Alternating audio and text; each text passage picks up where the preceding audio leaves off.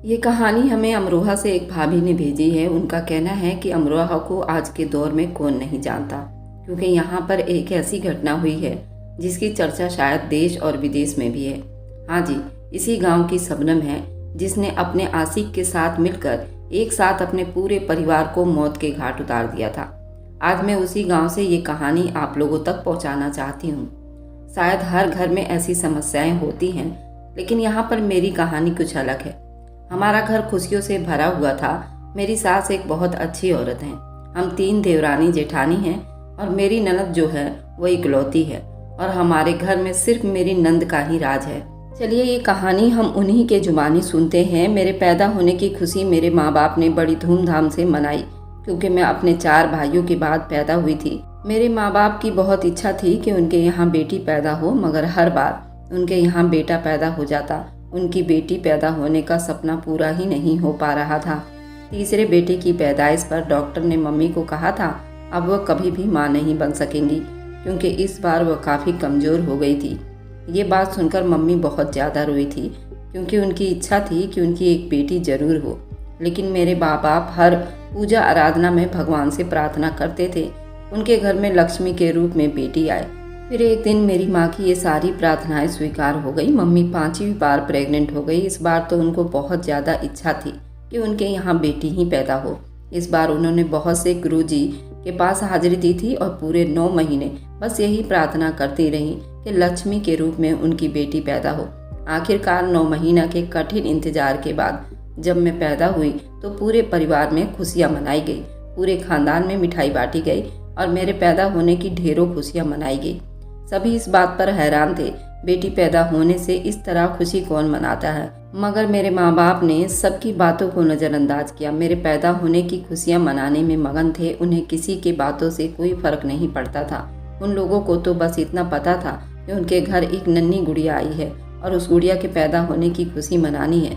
मेरे चारों भाई मुझे हर वक्त गोद में ही उठा कर रखते थे। उन चारों का बस नहीं चल रहा था कि मुझे अपनी पलकों पर बिठा लेते। मैं जरा सी भी रोती तो सभी की जान पर बनाती। मुझे नहीं याद कभी मुझे किसी भी चीज़ के लिए रोने की ज़रूरत पड़ी हो। मेरी हर ज़रूरत मेरे मुंह से निकलने से पहले पूरी की जाती थी। मुझे किसी चीज़ के लिए भी इंतज़ार नहीं करनी पड़ती थी। बचपन में मेरे पास हर तरह के खिलौने मौजूद थे। शायद इतने ज़्यादा खिलौने कभी किसी बच्चे के पास मौजूद ना हो। मेरे पापा और चारों भाई मुझे रोज़ ही किसी न किसी चीज़ से सरप्राइज़ करते रहते थे। मेरा पूरा बचपन बहुत ज़्यादा खूबसूरती में गुजरा था। मेरा बचपन ऐसा था जिसे देखकर लोगों को गुमान हो। घर में सभी लोग मुझे बहुत प्यार से मोहब्बत से पेश आते थे। मुझे इस बारे में कभी याद नहीं कि मेरे मम्मी पापा चारों भाइयों में से किसी ने भी मुझ पर गुस्सा किया हो, बल्कि हर कोई मुझसे बहुत प्यार करता और मोहब्बत से पेश आता। सब ने ही मुझे अपने पलकों पर बिठा कर रखा हुआ था। मेरी मम्मी रोज ही मेरे लिए अलग से मेरा मनपसंद खाना बनाती थी और जब तक मैं खाना नहीं खा लेती थी मेरे माँ बाप के हलक से खाना बिल्कुल भी नीचे नहीं उतरता था। दोनों ही इसी इंतज़ार में बैठे रहते थे जब मैं खाना खा लेती तो उसके बाद ही वे लोग खाना खाएंगे। और मैं भी कुछ भी खाने में हजारों नखरे करती थी, क्योंकि मैं जानती थी कि मेरे नखरे उठाने वाले मौजूद हैं, बल्कि ये लोग मेरे नखरे बहुत ही खुशी और शौक से उठाएंगे। मैंने कभी भी अपने सिवा और किसी का भी नहीं सोचा था। मैं जैसे जैसे बड़ी होती जा रही थी मेरे नखरे और ज़्यादा बढ़ते जा रहे थे। मुझे अपनी जगह और बातें मनवाने की आदत पड़ चुकी थी। अब मम्मी भी पापा को रोकने लगी थी कि मैं बड़ी हो रही हूँ, क्यों मेरी हर जिद को पूरी की जा रही है। मगर इस मामले में पापा मम्मी को एक भी न सुनते थे, बल्कि मम्मी को चुप करवा दिया करते थे। वह उनकी बेटी के मामले में कुछ न बोले। जैसे जैसे मैं बड़ी होती जा रही थी मम्मी की परेशानियां बढ़ती जा रही थी और वो मेरी हरकतों पर मुझे और ज़्यादा रोकने टोकने लगी थी।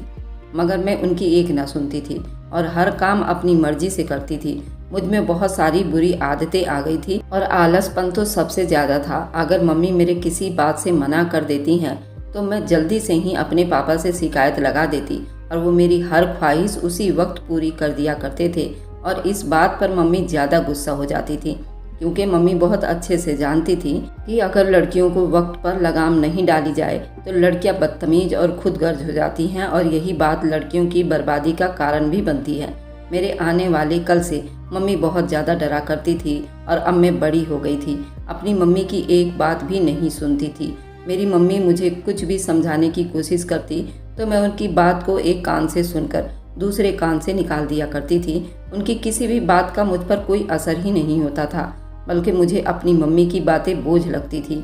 अगर मम्मी मुझे कभी कोई नसीहत करने लगती तो मैं बिल्कुल भी नहीं सुनती थी। अगर सुन भी लेती तो उनकी बात को एक कान से सुनकर दूसरे कान से निकाल दिया करती थी, क्योंकि मैं जानती थी कि मैं किसी से भी कोई बदतमीजी करूंगी तो मुझे कुछ भी कोई कहने वाला तो है नहीं। जब भी इस तरह कुछ करती तो मम्मी के रोकने पर भी उससे भी बदतमीजी करने लगती थी। मेरी मम्मी चाहती थी कि मैं अब घर का काम काज सीख जाऊं, मगर घर का कोई भी काम करते मुझे मौत आती थी। मैं सारा दिन अपने बिस्तर पर पड़ी रहती थी। मैं पढ़ाई भी कोई इतनी अच्छी नहीं थी। मेरी ये सोच भी थी कि मैं इस कदर अपने घर वालों की लाडली हूँ तो मुझे इस तरह मेहनत करने की क्या ज़रूरत है। जब हर चीज़ मेरे हाथों में लाकर मुझे थमा दी जाती है तो मैं क्यों खुद की जान को जोखिम में डालूं। इसी वजह से मैंने पढ़ाई भी तो नहीं की थी, बस इतना ही पढ़ लेती थी कि मैं पास हो जाऊं। इससे ज़्यादा पढ़ने लिखने की मुझ में लगन भी तो नहीं थी, बल्कि पढ़ाई को भी मैं बोझ समझा करती थी। मेरी मम्मी ने लाख कोशिश की और चाहा कि मैं पढ़ाई कर लूं, मगर मैंने उनके सारे सपने को मिट्टी में मिला दिया, क्योंकि मुझे पढ़ने लिखने का बिल्कुल भी शौक नहीं था, बल्कि मुझे अपना आराम ज़्यादा प्यारा था। मैं अपने इकलौते होने का हद से ज़्यादा फ़ायदा उठाया करती थी, क्योंकि मैं बहुत अच्छे से जानती थी कि मेरी गलतियों पर भी घर में मुझे कोई भी कुछ नहीं कहेगा, और अगर माँ ने कभी कुछ कहने की कोशिश भी करेगी तो पापा उन्हें जल्दी से रोक देंगे और मुझे मम्मी के डांट से बचा लेंगे। मम्मी पापा को लाख समझाती कि लड़की जात है, कल को इसने पराए घर भी तो जाना है, वहाँ भी मुझे बहुत परेशानी होगी, मगर पापा पर मम्मी की बातों का कोई असर नहीं होता था।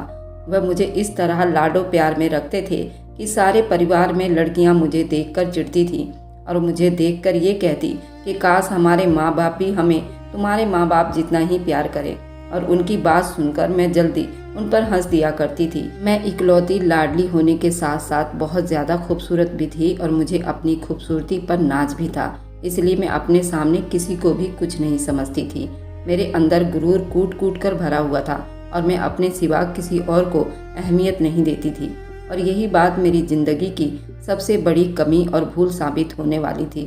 कई जगहों से मेरे लिए कई रिश्ते आए थे, मगर कोई भी रिश्ता मेरे घर वालों और मेरे प्यार पर पूरा नहीं उतर रहा था, इसलिए अब वो सभी रिश्ते को मना करते जा रहे थे। मेरे पापा चाहते थे किसी अमीर घराने में मेरी शादी हो, ताकि मुझे शादी के बाद किसी भी तरह की कोई परेशानी का सामना ना करना पड़े, क्योंकि अब वह भी जानते थे कि उन्होंने मुझे किस तरह नाजों में पाला था। मैं जरा सी भी वक्त की धूप बर्दाश्त नहीं कर सकती हूँ, इसलिए वो मेरी शादी करने के मामले में बहुत ज़्यादा छानबीन से काम ले रहे थे। उन्होंने वैसे सभी रिश्तों को मना कर दिया था, क्योंकि कोई भी रिश्ता उनके हिसाब से नहीं था। पापा के एक दूर के दोस्त की तरफ से मेरा रिश्ता आया। अब उन्होंने हर बार की तरह इस रिश्ते में भी बहुत ज़्यादा छानबीन की और आखिरकार ये रिश्ता मेरे पापा के दिल को भा गया। जब वो लड़के से मिलने पहुंचे तो उन्हें लड़का भी बहुत अच्छा लगा। बस फिर पापा ने उन लोगों को मेरे रिश्ते के लिए हाँ कर दी और जल्दी मेरी मंगनी कर दी गई। मैं भी अपने माँ बाप की रजामंदी ली थी, क्योंकि मेरी अपनी कोई पसंद नहीं थी, क्योंकि आज तक मेरे नज़र में मेरे हिसाब से कोई भी पूरा नहीं उतर रहा था। इसी वजह से मैंने अपनी रजामंदी पापा के फैसले पर दे दी थी, और अब इस बात पर बहुत ज़्यादा खुश थे कि उनकी बेटी उनकी पसंद में ही खुश है। घर में मेरी शादी की तैयारी होने लगी। मेरे दहेज के लिए हर चीज़ बहुत ही ज़्यादा कीमती और महंगी ली जा रही थी। मेरे कपड़ों पर लाखों रुपए खर्च कर दिए गए थे। मेरे दहेज में बहुत सी ऑटोमेटिक चीज़ें शामिल थी, बल्कि ज़िंदगी गुजारने के लिए हर सुख सुविधा दी गई थी। मेरा दहेज करोड़ों में पहुंच गया था और किसी भी चीज़ की कोई कमी नहीं की गई थी। मैं भी अपनी शादी में खुश थी और बहुत दिल लगाकर सारी तैयारी कर रही थी। मेरी मम्मी ने मुझे लाख समझाने की कोशिश की मैं शादी से पहले घर के कुछ काम सीख लूं, मगर हर बार की तरह मैंने उनकी इस बात को भी एक कान से सुनकर दूसरे कान से निकाल दिया, क्योंकि मुझे घर के कामों में कोई भी दिलचस्पी नहीं थी और ना ही मैं सीखना चाहती थी। आखिरकार मेरी शादी का दिन भी आ गया और मैं दुल्हन बनकर तैयार हो गई। दुल्हन बनकर बहुत ज़्यादा खूबसूरत लग रही थी। जो देखता वही तारीफ करना नहीं भूलता। इसी तरह मेरी विदाई कर दी गई और मैं विदा होकर अपने ससुराल आ गई। शादी का शुरू का दिन और शुरू का महीना बहुत ही ज़्यादा सुकून और खुशियों भरा था। मुझे ऐसे लग रहा था जैसे मैं एक जन्नत से निकलकर दूसरे जन्नत में आ गई हूँ। मेरे पति भी मेरे पापा की तरह ही थे, मेरे नखरे उठा रहे थे। शादी का एक महीना कैसे पलक झपकते बीत गया कुछ पता ही नहीं चल सका। मेरी 3 नंदे थी और मेरा पति इस घर का इकलौता चिराग था। मेरी तीनों नंदें शादीशुदा थीं और अपने अपने घरों में खुश थीं। शादी के 1 महीने के बाद मेरी सास ने घर के कामों की जिम्मेदारी मेरे कंधों पर डाल दी, तो उनकी ये बात सुनकर मैं बुरी तरह घबरा गई, क्योंकि आज से पहले मैंने घर के काम कभी भी नहीं किए थे और ना ही मुझे घर का कोई काम करने का कोई भी एक्सपीरियंस था। घर में हम सिर्फ 3 लोग ही थे और 3 लोगों का काम भी मुझे बहुत भारी महसूस होता था। मेरी सास के जोड़ों में हर वक्त दर्द रहता था और वे ज़्यादा देर खड़े नहीं हो सकती थी और ना ही घर का कोई काम कर सकती थी। जभी तो उन्होंने घर की सारी जिम्मेदारी मुझे दे दी थी। मुझे खाना बनाना बिल्कुल भी पसंद नहीं था और ना ही मैं खाना बनाना चाहती थी, इसलिए मैंने उन्हें साफ मना कर दिया, मैं किचन में काम नहीं करूंगी। उस पर मेरे पति ने पहली बार मुझे डांट कर घर के काम मेरी जिम्मेदारी पर लगा दी। उनकी मम्मी की हड्डियों में अब इतनी ताकत नहीं थी कि वे खड़े होकर घर के काम कर सके। इस बात पर मेरे और मेरे पति के बीच लड़ाई हो गई और मैं अपने पति से शादी के 1 महीने के बाद ही नाराज होकर अपने घर आ गई और घर आकर अपने पापा और भाइयों को अपने ऊपर होने वाली सारी दास्तान सुनाई थी। ये सब सुनकर मेरे पापा को गुस्सा आ गया कि कोई कैसे उनकी बेटी से जबरदस्ती काम करवा सकता है। मगर मेरी माँ ने पापा से यही कहा कि अब मेरी ही जिम्मेदारी है घर संभालना। मगर पापा ने उनकी एक बात ना सुनी और मुझे 1 महीने तक अपने घर नहीं जाने दिया और ना ही मैं वहाँ जाना चाहती थी, क्योंकि मुझे यहाँ अपने बाप के घर में बहुत ज़्यादा आराम था और इस आराम को छोड़कर मैं कहीं भी नहीं जाना चाहती थी। आखिरकार 1 महीने बाद मेरे पति मेरे सामने झुके और मुझे मनाकर घर लाए। अब इस बात पर मैं और ज़्यादा शेरनी बन गई। अब मैं घर के किसी काम को भी हाथ नहीं लगाती थी, बल्कि अपनी सास पर हर वक्त हुक्म चलाती रहती। मेरी नंद अगर कभी अपनी मम्मी से मिलने अपने मायके आ जाती तो मुझे उनका आना भी ज़्यादा बुरा लगता था, क्योंकि मैं नहीं चाहती थी कि मेरे घर में कोई भी आए। मैंने अब साफ साफ नंदों को घर आने से मना कर दिया। इस बात पर मेरे पति ने मुझे बुरी तरह झाड़ दिया कि मैंने क्यों उनकी बहनों को घर में आने से मना किया। इस बात पर मेरी और मेरे पति की बहुत ज़्यादा लड़ाई हो गई और मैंने अपने पति को बताए बगैर अपने माँ के घर आ गई। और इस बार भी मेरा वापस जाने का बिल्कुल भी इरादा नहीं था। मेरे पति ने मुझे इस बार भी बहुत मनाने की कोशिश की, मगर मैं उनके सामने यही शर्त रख दी कि उनकी बहनें इस घर में बिल्कुल भी नहीं आएंगी। बल्कि मेरे पति इस बात पर बिल्कुल भी राजी नहीं थे। उनका कहना था उनका बाप नहीं है, अब मैं ही उनका भाई उनके बाप की जगह हूँ। मगर मुझे उनकी बात बिल्कुल भी समझ नहीं आ रही थी और ना ही मैं समझना चाहती थी।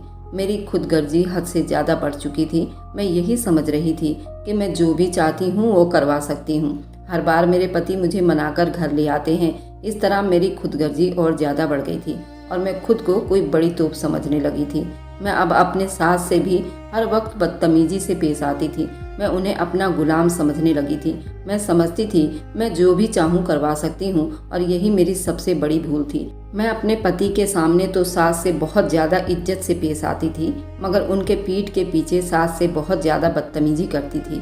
और मेरी सास भी अपने बेटे से कुछ भी नहीं कहती थी। वह भी यही चाहती थी कि उनके बेटे का घर बसा रहे, क्योंकि उनका बेटा मेरे साथ रहना चाहता था। मगर मैं जानती थी उनका बेटा कभी भी इस बात को बर्दाश्त नहीं करेगा कि मैं उसकी माँ से इस तरह बदतमीजी करती हूँ। मेरा शब्द उनके साथ बात करते हुए बहुत ही ज़्यादा बुरा होता था। मैं अपने पति के ना रहते हुए अपनी सास से पूरे घर का काम करवाया करती थी। इसी तरह मेरी शादी को 2 साल का वक्त बीत चुका था। इन 2 सालों में मैंने कभी भी उठकर अपने पति को पानी तक नहीं पिलाया था। मेरा पति भी मेरी इन हरकतों से परेशान हो चुका था, मगर मैं उसकी एक बात भी नहीं सुनती थी, बल्कि जो भी दिल में आता वही करती थी। मेरे पति काम पर सुबह चले जाते थे, जबकि दोपहर में मैं उठती थी। मैंने उन्हें आज तक उठकर नाश्ता भी नहीं दिया था। वे अक्सर खाली पेट ही काम पर चले जाया करते थे और मुझे इस बात का बिल्कुल भी एहसास नहीं होता था। मेरी सास ही उठकर उन्हें नाश्ता बनाकर देती थी। मेरे पति ने मुझे जिंदगी का हर सुख आराम दिया था। जितने ज़्यादा ऐशो आराम से मैं अपने मायके में थी, उससे कहीं ज़्यादा ऐशो आराम से मैं अपने ससुराल में रहा करती थी। मुझे अपनी ज़िंदगी में किसी भी चीज़ की कमी नहीं थी, मगर मैं हद से ज़्यादा बुरी साबित हो रही थी। अपने पति से लड़ना झगड़ना मैंने अपना काम बना लिया था और अब तो अपने पति के सामने ही अपनी जुबान चलाना शुरू कर दी थी। मेरे पति मुझे इस बात पर रोकते तो मैं उनसे भी बदतमीजी करने लग जाती थी। मेरी सास मेरी बदतमीजी बहुत बर्दाश्त कर रही थी और जितना ज़्यादा वो बर्दाश्त कर रही थी, मैं उनके सर पर चढ़कर नाच रही थी और इस बात का मुझे ज़रा सा भी एहसास नहीं था, बल्कि इस बात को मैं अपना हक समझती थी। उन्हीं दिनों मेरे घर में मेरे दोनों बड़े भाइयों की शादी थी। मैं अपने मायके रहने आ चुकी थी और अपने पति से कह रही थी कि मैं 1 महीने से पहले वापस नहीं आऊँगी। इस बात पर भी मेरे पति ने मुझे कुछ नहीं कहा और मैं अपना सारा सामान लपेटकर अपने घर आ गई। यहाँ आकर भी मैंने अपने पति और सास का हालचाल नहीं पूछा। मेरे पति ने मुझे फ़ोन करके भी कहा कि उनकी मम्मी की तबीयत बहुत ज़्यादा ख़राब है, अब तो शादी बीत गई है, तुम घर आ जाओ। मगर मैंने घर आने से बिल्कुल मना कर दिया, क्योंकि अभी मेरा अपने मायके से ही दिल नहीं भरा था, बल्कि यूँ कहना चाहिए था कि अभी मैं अपनी भाभीयों के रंग ढंग देखना चाहती थी और अपने भाइयों को उनके खिलाफ भड़काना चाहती थी। मगर मेरे पति मुझे हर दिन ही फ़ोन करके इस बात पर जोर दे रहे थे कि मैं वापस घर आऊं, और उनकी बात सुनकर मैं झुंझलाहट का शिकार हो जाती थी। जब मेरे पति ने मुझ पर इस बात के लिए बहुत ज़्यादा जोर दिया कि मैं घर वापस आऊं, तो मैंने गुस्से में घर वापस चली गई। मेरे पति का यही कहना था कि उनकी मम्मी बिस्तर से लग चुकी हैं, पूरा घर यूँ बिखरा पड़ा है। जब मैं घर पहुंची तो सच में मेरी सास बिस्तर से लगी हुई थी। उन्हें देखकर मुझे और ज़्यादा गुस्सा आया, क्योंकि एक तो मुझे उनकी वजह से वापस घर आना पड़ा था, ऊपर से घर के सारे कामों की जिम्मेदारी भी मुझ पर आ गई थी। इस बात में मेरे अंदर चिड़चिड़ाहट पैदा कर दी थी। अब मुझे अपनी बूढ़ी सास का भी ख्याल रखना था और ये सब कुछ मेरे बस में नहीं था। एक दिन मेरे पति काम पर गए और मैं दोपहर के 2 बजे अपनी नींद पूरी करके उठी थी। मेरे पति तो मुझे उठाकर गुस्से में भूखे ही काम पर जा चुके थे, मगर मुझे इस बात का भी एहसास नहीं था कि घर में मेरी बूढ़ी माँ मौजूद है। वे कल रात से भूखी थी और मैंने उनको खाने के लिए भी कुछ न दिया था और न पूछा था। मेरी सास बार बार मुझे आवाज़ दे रही थी कि मैं उन्हें खाने के लिए कुछ दे दूं, मगर मैं उनकी सारी आवाज़ों को अनसुना कर रही थी। इतने में मेरी सास उठकर कमरे से बाहर आ गई और मुझसे खाना मांगने लगी। मैं उस वक्त सोकर उठी थी और बहुत ज़्यादा चिड़चिड़ी सी हो रही थी, तो मैं उल्टा उनसे ही लड़ने लगी।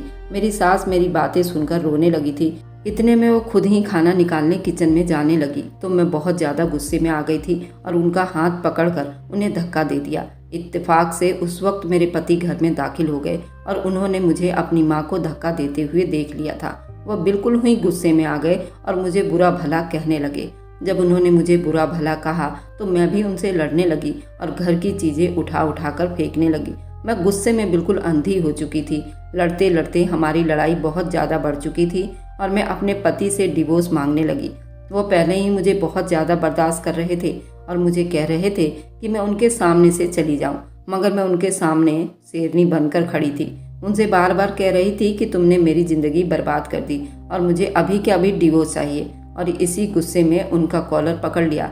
इस बात पर वो बहुत ज़्यादा गुस्से में आ गए और मुझे बालों से पकड़कर घर से बाहर निकाल दिया और कहा, ठीक है, तुझे डिवोर्स चाहिए तो फिर कोर्ट में मिलते हैं। और मैं अपने पति का ये गुस्सा देखकर बहुत ज़्यादा डर गई थी। आज से पहले उसने मेरे साथ ऐसा कुछ भी नहीं किया था और उसने मुझे घर से कुछ भी लेने ना दिया और मेरे मुंह पर ही दरवाज़ा बंद करके अंदर चला गया। वह तो मुझे बहुत प्यार करता था, मगर इस सब में गलती भी मेरी ही थी। मैंने उसके गिरेबान में हाथ डाला था और यही बात वो बिल्कुल भी बर्दाश्त नहीं कर सका था। भले ही वो मुझे जितनी भी मोहब्बत करते थे, मर्दों में गुरूर भी बहुत ज़्यादा पाया जाता है और अब तो बात उसकी सेल्फ रिस्पेक्ट की थी। मैं वहीं ज़मीन पर बैठकर रोने लगी थी, क्योंकि पल भर में ही मेरा हंसता बसता घर उजड़ चुका था, जिसकी मैं खुद जिम्मेदार थी। मुझे अपने चारों तरफ दुनिया घूमती हुई महसूस हुई। मेरा बस नहीं चल रहा था कि मैं अपनी बर्बादी पर चीख चीख कर रोऊं। मैंने उसी वक्त अपने पापा को फ़ोन करके बुला लिया था। मेरे सारे घर वाले 1 घंटे का सफ़र 15 मिनट में तय करके मेरे घर मौजूद थे, क्योंकि मैं उन्हें फ़ोन करके बस रोए जा रही थी। मैंने उन्हें कुछ भी नहीं बताया था और वे लोग इस बात को लेकर हद से ज़्यादा परेशान हो गए थे और मेरे फ़ोन करने पर कुछ देर में मेरे घर में मौजूद थे। मैं अपने पापा को देखकर उनके गले लगकर फूट फूट कर रोए जा रही थी। मेरे पति भी अपनी जगह परेशान खड़े थे। उन्होंने कभी सपने में भी नहीं सोचा था बात यहाँ तक पहुँच जाएगी, मगर आज ये अनहोनी हो गई थी। आज मेरे पति मुझे डिवोर्स देने पर मजबूर हो गए थे और ये मेरा ही फैसला था।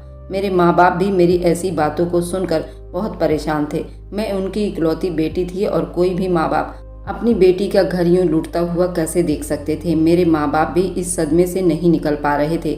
मेरे चारों भाई गुस्से में आ गए थे। दोनों छोटे भाई तो मेरे पति का गिरेबान पकड़कर मारने की कोशिश कर रहे थे, मगर मेरे बड़े भाई का दिमाग ठंडा था और वह इन सब लड़ाई झगड़े से दूर भागते थे। उन्होंने ही दोनों भाइयों को कोई हंगामा करने से रोका और चुपचाप मुझे लेकर अपने साथ वापस घर आ गए। मैं बस रोए जा रही थी। इसके सिवा मुझे और कुछ भी नहीं सूझ रहा था। मेरे सामने बस ये था कि मेरा हंसता खेलता घर एक पल में ही उजड़ गया था। बस मेरी जुबान और बदतमीजी की वजह से आज मुझे अपनी मम्मी की दी गई सारी नसीहतें याद आ रही थी, जो वो मेरे भले के लिए कहती थी और मैं उनका कहना जरा भी नहीं मानती थी। आज मुझे हर तरह अपनी गलतियों पर पछतावा हो रहा था, मगर अब पछताने से भी कुछ हासिल नहीं था। मैं अपने माँ बाप के घर आ गई थी। हमने अपनी तरफ से कुछ भी पहल नहीं किया था। यूं ही मैं चुपचाप अपने घर बैठी रही। मेरे पति ने अब की बार मुझे मनाने की कोशिश भी नहीं की और ना ही वो मेरे घर आए, क्योंकि वह भी लड़ाई झगड़े से दूर भागने वाले इंसान थे। हमने भी कोई केस मुकदमा नहीं किया, मगर वो बहुत ही भले इंसान थे। अब इस बात का एहसास मुझे हो रहा था, मगर अब सिवाय पछताने का और हाथ मलने के मेरे पास कुछ भी रास्ता नहीं था। मैं अपने घर आकर और ज़्यादा चिड़चिड़ी हो गई थी, क्योंकि मुझे हर वक्त अपनी किस्मत पर अफसोस होता रहता था और मैं बस बैठी ही अपनी किस्मत को कोसती रहती थी। मैं अपने दोनों भाभीियों के साथ बहुत बुरा सलूक करने लगी थी और उन दोनों की बात पर बेइज्जती करना मैं अपना गर्व समझती थी। वे दोनों चुपचाप मेरी सारी बदतमीजी बर्दाश्त करती रहती थी, मगर मुझे पलटकर एक शब्द भी नहीं कहती थी। होना तो चाहिए था कि पति के छोड़ने के बाद मुझे अकल आ जाती, मगर मैं और भी ज़्यादा बदतमीज हो गई। इस बात का बदला अब मैं घर में सबसे लेने लगी थी। मेरा बस नहीं चल रहा था कि मैं पूरे घर में आग लगा दूं।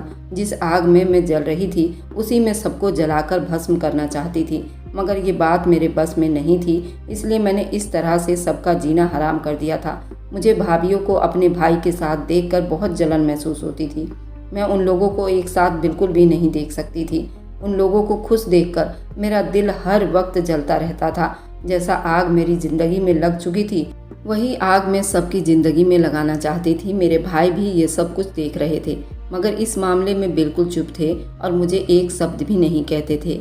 इस सब बात से मुझे और ज़्यादा साहस मिलती थी। अब मैंने दोनों भाभीियों की ज़िंदगी दुश्वार कर दी थी। मेरी मम्मी मुझे दोनों भाभीियों को तंग करने से रोकती थी। मैं अपनी मम्मी से भी लड़ने लग जाती थी और उन्हें भी खूब बुरा भला कहती थी। वह मुझे जितना समझाती मैं उतना ही भाभीियों से बुरी होती जा रही थी। मुझे अब सभी लोग अपनी बर्बादी के जिम्मेदार नजर आने लगे थे। अपने भाइयों को उनकी पत्नियों के साथ खुशी जिंदगी बिताते देखकर मैं जलन के आग में जल रही थी।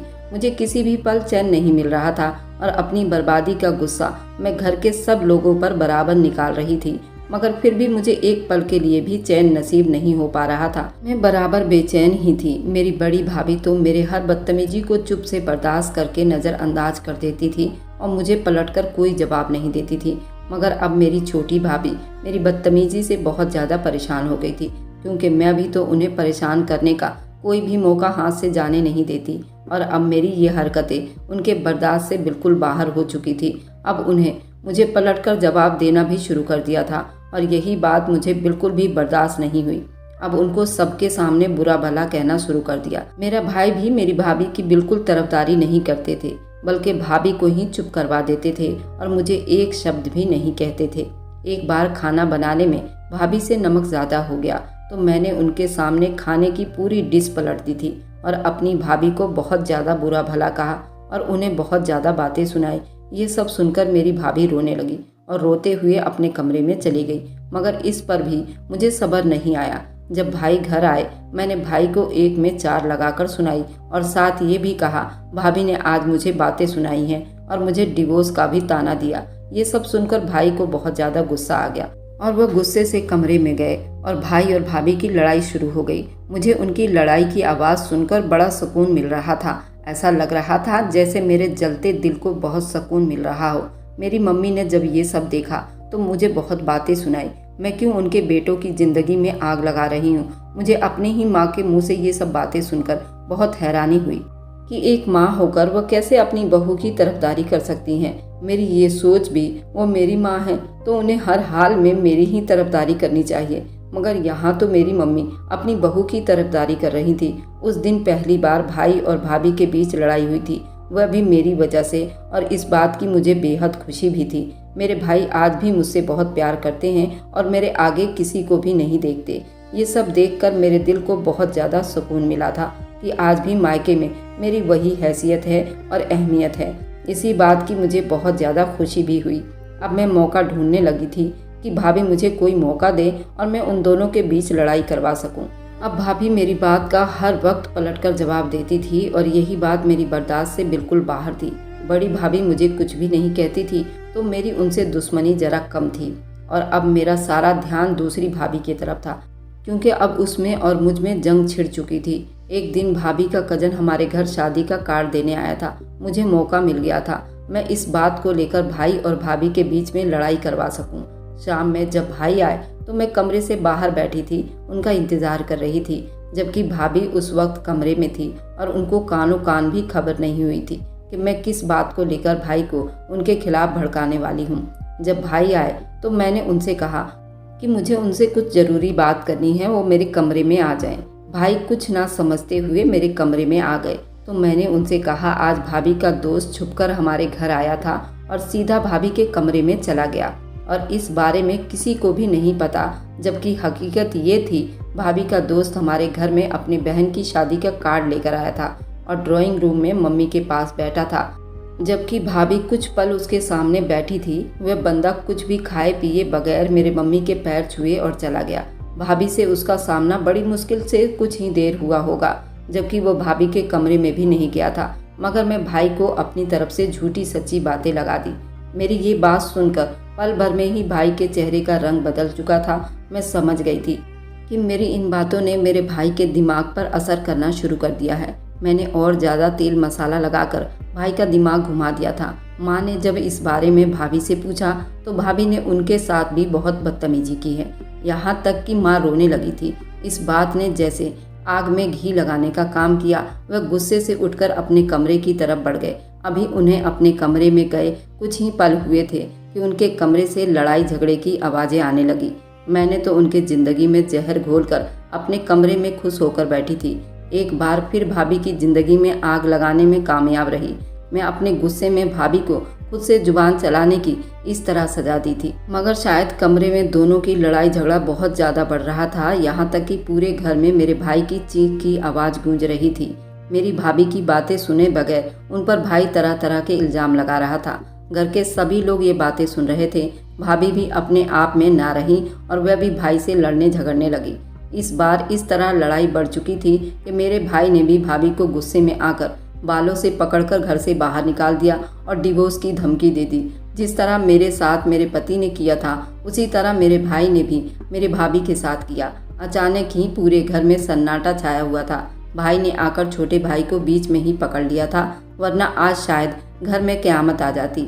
जब मम्मी ने भाई पर जोर दिया कि बताओ आखिर बात क्या हुई थी, भाई ने मेरी कही सारी बात बता दी। ये सब सुनकर मेरी मम्मी अपना सर पकड़कर बैठ गई। जल्दी से उन्होंने मेरी तरफ देखा। सभी की नज़रें मेरी तरफ थी, मगर अचानक मम्मी ने भाई को थप्पड़ मारा और भाई को सारा सच बता दिया कि मैंने भाई से झूठ बोला। भाभी का दोस्त जरूर आया था, मगर वह छुपकर भाभी के कमरे में नहीं गया था, बल्कि ड्राइंग रूम में माँ के साथ बैठा हुआ था। मम्मी ने ये भी कह दिया तो ये सब कुछ मैंने झूठ बोला है। ये सब सुनकर भाई अपना सर पकड़कर बैठ गए। उन्हें सच बताने की कोशिश की थी, मगर उन्होंने भाभी की एक ना सुनी थी और भाभी को घर से निकाल बैठे थे। भाभी भी वहीं दरवाजे पर खड़ी थी और मुझे बुरा भला कह रही थी। भाभी ने अपने घर वालों को बुलाया और उनके साथ चली गई। भाई ने उन्हें लाख रोकने की कोशिश की, मगर भाभी ने उनकी एक ना सुनी और अपने घर वालों के साथ चली गई। उनके जाने के बाद भी भाई ने उन्हें मनाने की बहुत कोशिश की, मगर भाभी ने घर आने की ये शर्त रख दी थी कि पहले मेरी शादी होगी व उसके बाद ही इस घर में आएंगी। मुझे एक बार फिर भाभी की इस बात पर बहुत ज़्यादा गुस्सा आया था, मगर अब तो मेरा भाई ही मुझसे कोई बात नहीं करता था और मम्मी अलग मुझसे नाराज़ थी। मम्मी ने बड़े भाई से कह दिया था कि वे जल्दी ही मेरे और मेरे पति के बीच फैसला करवाएं, मुझे दोबारा अपने घर का करें। मेरे सभी परिवार वाले मेरे पति के घर गए और उन्हें मनाने की कोशिश की, मगर मैं कभी भी वहां पर नहीं जाना चाहती थी जहां पर मेरी बेइज्जती हो चुकी थी। मगर अब की बार मेरी कोई बात सुनने के लिए बिल्कुल भी तैयार नहीं था, बल्कि अब तो मेरे पापा को भी ये सब कुछ ठीक लग रहा था। उन्होंने भी मम्मी को इस मामले में कुछ भी नहीं कहा और ना ही उन्होंने रोका था। मैंने एक बार फिर घर में तूफान उठा दिया, मगर इस बार मेरी कोई भी बात सुनने को राजी नहीं था। मैं एकदम से घर में बहुत ही अकेली महसूस कर रही थी। माँ ने मेरा रिश्ता ढूंढने के लिए भाइयों को कह दिया था, पर मैं दूसरी शादी नहीं करना चाहती थी। पर अब की बार तो मेरी किसी ने नहीं सुना था और फौरन से रिश्ता ढूंढा गया। मेरा रिश्ता कराने वाली आंटी आ गई और माँ को एक अच्छे रिश्ते के बारे में बताया। मम्मी ने बिना कोई छानबीन किए इस रिश्ते पर हामी भर ली। लड़का अमीर था, मैंने भी खुद को समझा लिया था कि चलो लड़का अमीर है, मेरी जिंदगी बीत जाएगी। मगर मेरे पहले पति की याद मेरे दिल से नहीं जा रही थी। मम्मी को अपनी बहू को भी तो घर लाना था, इसलिए उन्होंने झटपट मेरी शादी करवा दी। मैं बुझे दिल के साथ अपनी दूसरी शादी पर राजी हुई थी, मगर सबके सामने खुश दिखने का ड्रामा कर रही थी, क्योंकि अब उसके सिवा मेरे पास कोई और रास्ता भी नहीं था। मेरी शादी का दिन आ पहुंचा था। मैं दुल्हन बनकर अपने पति के साथ विदा हो गई थी।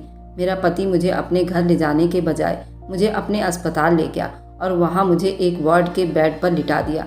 मुझे कुछ समझ नहीं आ रहा था। मैं उससे कुछ पूछ रही थी तो वो मुझे जवाब ही नहीं दे रहा था। उसने सबसे पहले मेरे साथ सुहागरात मनाई। मुझे अभी भी कुछ समझ नहीं आ रहा था, मगर मेरे सर पर आसमान जब टूटा जब कुछ देर के बाद डॉक्टरों की टीम कमरे में आई। मैंने अपने पति से पूछा ये सब क्या है, तो उसने मुझे कहा कि वह इंसानों के गुर्दे निकालकर बेचने का काम करता है। ये सुनकर मेरे पैरों तले से जमीन निकल गई। मेरे पति के एक इंजेक्शन लगाने पर मुझे बेहोशी आ गई। जब मुझे होश आया तो मैं बहुत तकलीफ में थी। मेरे ही पति ने मेरा गुर्दा निकाल लिया था। अच्छा हुआ कि मेरे पास फ़ोन था। मैंने अपने भाई को फ़ोन किया, उसे अपने ऊपर बीती हुई सारी कहानी सुनाई। ये सुनकर सब दौड़े आए और मुझे अपने साथ ले आए और मेरे पति पर केस कर दिया। मेरा पति पुलिस के हिरासत में था, उस पर बहुत सख्त केस बन चुका था। मेरे भाइयों ने एक बार फिर भाई का फर्ज निभाया था और उससे मेरी डिवोर्स करवाई, मगर उस किस्से के बाद मैं बिल्कुल ही बदल गई थी। मैंने अपने पहले पति को खबर भिजवाई, मैं उसके साथ रहना चाहती हूँ। उसने भी खुले दिल से मुझे स्वीकार कर लिया, मुझे दोबारा घर ले आया। मेरे पति को नहीं मालूम था कि मेरी दूसरी शादी हुई है, क्योंकि हमने उसे ये बात छुपा ली थी और वह मुझसे पहले ही बहुत ज़्यादा प्यार करता था। मेरी माँ ने मेरे पति को ये बताया था कि मेरी बेटी की तबीयत ठीक नहीं थी, उसका एक गुर्दा खराब हो गया था, तो हमें उसका एक गुर्दा निकलवाना पड़ा और ये तुम्हारे बिना रह भी नहीं सकती। अब आपको जो अच्छा लगे वह करो। मेरा पति मेरी बीमारी का सुनते ही तड़प उठा और मुझे लेने चला आया। मैंने अपने किए की अपनी भाभी से माफ़ी मांगी, मगर उन्होंने मुझे माफ़ तो नहीं किया, मगर मुझे कुछ कहा भी नहीं और घर वापस आ गई। इस बात पर मैं अपने घर वालों का बहुत बहुत शुक्रगुजार थी। मेरी वजह से मेरे भाई और भाभी में झगड़ा हुआ था। मेरा भाई अपनी पत्नी को मनाकर घर ले आया था। मैं भी अपने पति के पास आ गई और सास की बहुत ज़्यादा सेवा करती हूँ और उन्हें हिलकर पानी भी नहीं पीने देती हूँ। आज मेरा पति भी मेरी बहुत कदर करता है। मैं उस तकलीफ भरी रात को जब याद करती हूँ तो मेरे रोंगटे खड़े हो जाते हैं और मैं अपने आप को गुनहगार समझती हूँ। मेरे दिल पर बहुत बड़ा बोझ है। आप सभी लोगों से मेरी एक रिक्वेस्ट है, क्या मैं अपने पति को दूसरी शादी के बारे में बता दूं? उस रात वाली घटना के बारे में सारी बातें बता दूं तो क्या मेरा पहला पति मुझे पहले की तरह प्यार करेगा या फिर मुझे छोड़ देगा? मैं इस झूठ के घुटन से बाहर निकलना चाहती हूँ और आप लोगों से ये सलाह लेना चाहती हूँ कि मुझे क्या करना चाहिए। वैसे तो मेरा पति सर आंखों पर मुझे रखता है, क्योंकि उसे सच्चाई नहीं मालूम। मेरी माँ कहती है कभी तुम उसे सच्चाई ना बताना, नहीं तो वो तुम्हें छोड़ देगा और मैं अपने पति के बिना नहीं रह सकती। तो मुझे क्या करना चाहिए? आप लोगों की सलाह की ज़रूरत है, क्योंकि मुझे अब सच्चाई के साथ अपना पूरा जीवन बिताना है। अगर आपको आज की कहानी पसंद आई है तो वीडियो को ज़रूर लाइक कीजिएगा और अपने दोस्तों के साथ शेयर भी कीजिएगा। और हाँ, अगर आपने अभी तक हमारे चैनल को सब्सक्राइब नहीं किया है तो ज़रूर सब्सक्राइब कर लीजिए। मिलते हैं हम अपनी कल की एक और नई दिलचस्प कहानी के साथ। मुझ पर सदा अपना प्यार और स्नेह बनाए रखें। सभी को मेरा प्यार भरा नमस्कार दोस्तों।